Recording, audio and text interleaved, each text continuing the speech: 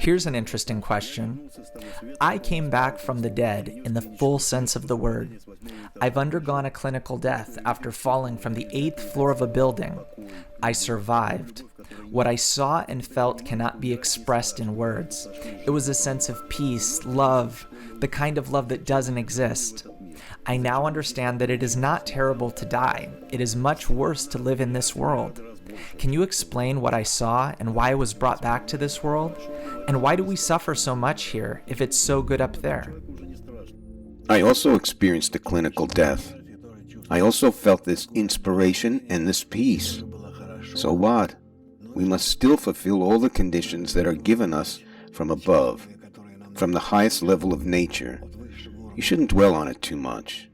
You won't understand it now anyway, nor am I going to explain it to you either. You must live by the law, that is, to try to be righteous in spite of everything that nature awakens in you.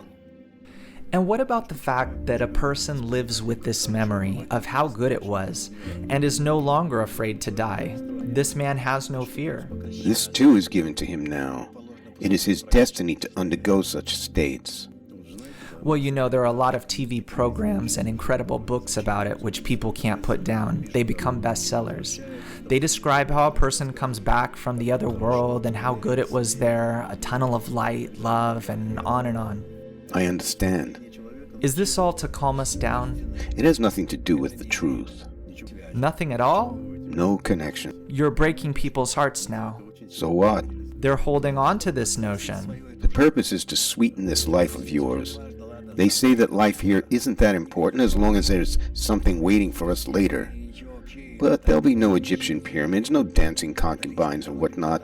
Nothing is awaiting for us there at all.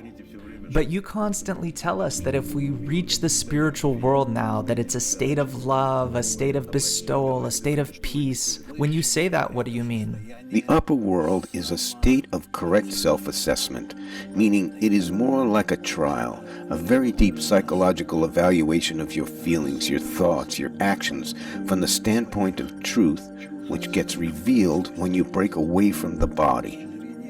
After all, what is it about living or dying? It is about giving up your ego. Only then can one see not through the lens of his ego, but the true picture of what is happening in the universe. Then a person can see what is called the future world, the upper world, not through the lens of the ego. Through ego, one can only see this world. So you can actually say, as you just did, that gradually, if you let a person break away from egoism, from his body, even a little, then he can already experience the states that make such an impression on him? Yes, let's say so. And the truth, it is 1 billion, many billion times greater than all of this here? Yes.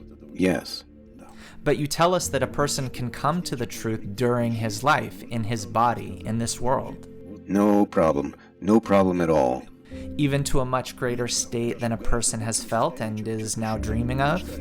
Of course, 1 billion times greater. That would be nice.